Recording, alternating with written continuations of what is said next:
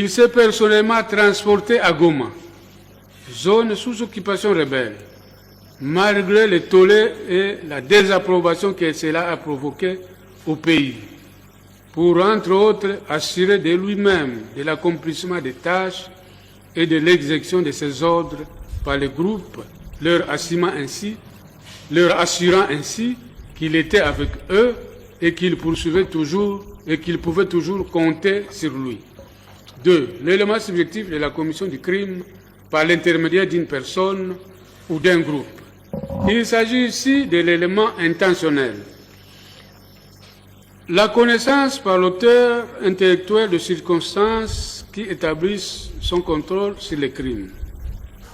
L'auteur intellectuel sait et est conscient que l'exécutant ou le groupe opérant sous son contrôle posera des actes qui peuvent être de nature criminelle, mais il préfère laisser faire. Il assume ainsi en toute conscience la responsabilité des actes commis par l'exécutant ou tous les groupes. Dans les cas d'espèce, la Haute Cour militaire relève que le prévenu est, en tant qu'ancien chef de l'État, bien placé pour savoir que le M23, qu'il avait du reste combattu en tant que tel entre 2012 et 2013, s'est toujours rendu coupable de plusieurs crimes. Mais il a préféré, en âme et conscience, se servir de ce groupe pour atteindre ses objectifs, à savoir le renversement du régime par un coup d'État. Sur ce point, les dépositions de M. Éric Nkouba en justice et dont lecture a été faite pendant les audiences en sont éloquentes. En outre,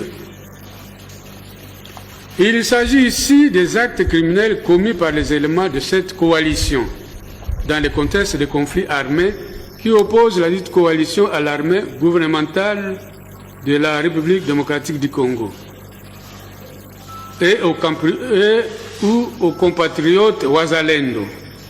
Ces actes ou éléments spécifiques sont punis par l'article 223 du Code pénal congolais tel que modifié et complété à ce jour.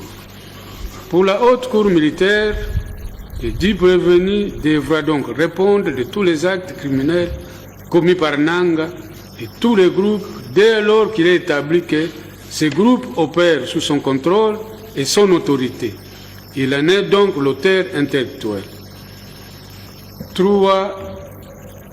L'apologie ou...